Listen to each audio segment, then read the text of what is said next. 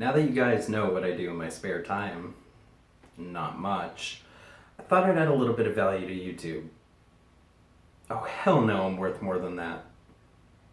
Well, before we begin, here's a little background on me. And here's a bigger one. Don't judge me.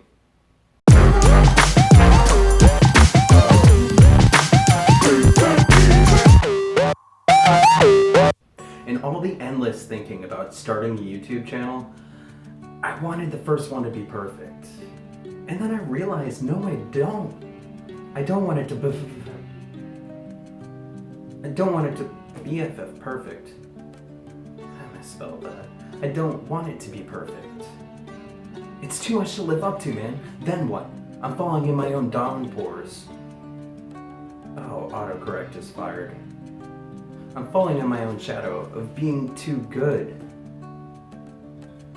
And then it's never gonna be that good.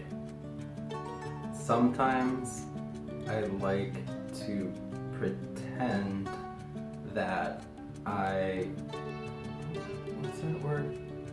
Am reading from a teleprompter,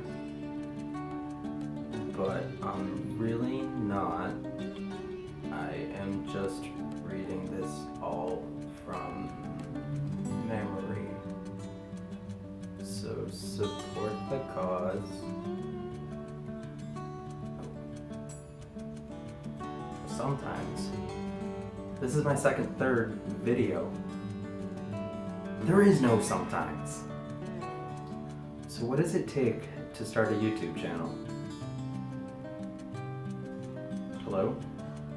Why aren't you answering me? It's like I'm talking to myself. Let me share what I've learned going into this. Number 1, have a purpose, an idea, or something that you want to convey. That's right, don't be like me. The secret language of birthdays describe me as being completely unaware, which I'm going to actually clarify right now and tell you that is absolutely true. It's important to know what your topic's going to be.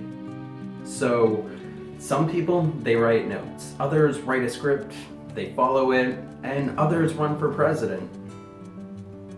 Number 2, create a value. If you create a value, then other people are gonna watch. Is what you're creating valuable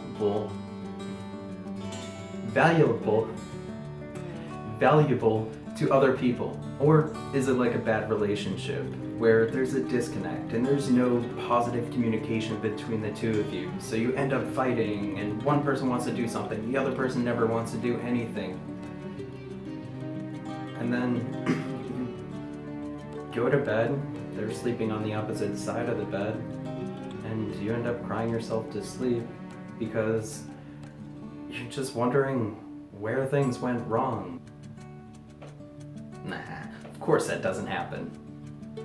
So what kind of value do you want to create? Can you create humor? Can you create reviews or how-tos? Number 3, stay focused. Already this is way too hard.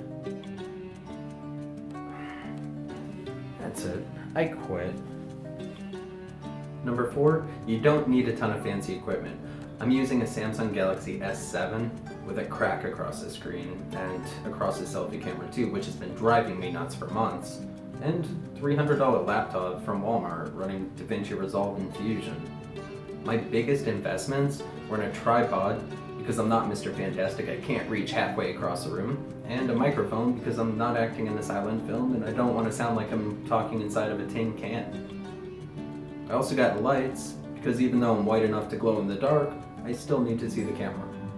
Investing in equipment will help you, but it's not going to help you if you don't have more content than a haiku or your sound just sucks. Number 5, sound is important.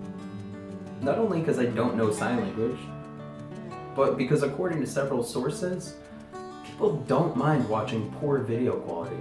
And at the end of the day, it actually makes sense. I mean, there's plenty of people who watch Fox News. However, at the end of the day, They cannot stand horrible sound quality, which if you've ever listened to a Fetty Wap song, you know exactly what I'm talking about. It's like listening to a cat in heat. Although if you've ever listened to a Fetty Wap album in entirety, you know what it's like to listen to the same song over and over and over again and be on a different track every time. Which brings me to my next point. Number 6. It's quantity over quality. Yes, YouTube is just like those cookie cutter neighborhoods and cars and vans since 1980. Its algorithms rank videos based off of views, likes, shares, among other things.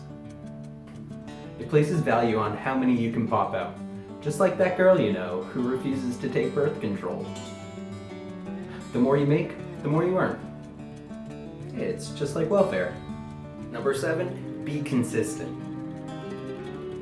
If you're not coming out with videos more often than Rihanna changes her hair, it might be time to rethink your strategy.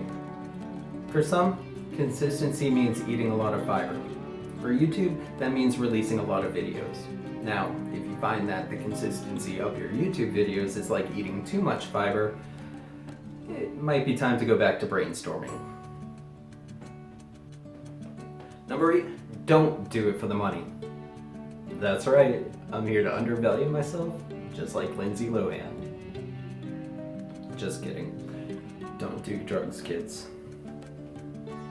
There's no money in it, or at least not initially anyways. I mean, there's a lot of money in drugs.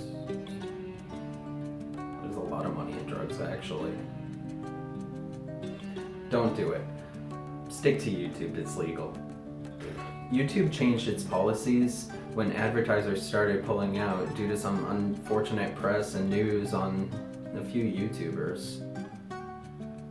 According to several sources, AdSense really doesn't pay all that much anyways. So a lot of creators end up going to Patreon, getting sponsorships, marketing products, having affiliate links, working at McDonald's, prostitution. There's an added bonus if you're a politician and you're accepting endorsements. Number 9, haters and trolls. I get it. I was 12 years old once too. And when your mom cancels your Xbox Live account because you're acting like a little girl and you can't play Call of Duty, and you're restricted from those red light pages, there's only one place to go. Number 10, have a lot of fun. If you guys want to create a video, you guys want to create a YouTube channel, then do it. It's easy to get caught in your head, especially if you're not looking at the baseball when it's coming. If you guys really do want to create, go ahead and check out some of the links in my description. I have it to some of the equipment that I've bought. I'm so excited that you guys have been watching my videos. Now it's time to kick it up a notch. Go ahead and hit the subscribe button because I plan on coming out with videos every single week. And hit the like button if you liked it. Other than that, leave comments below.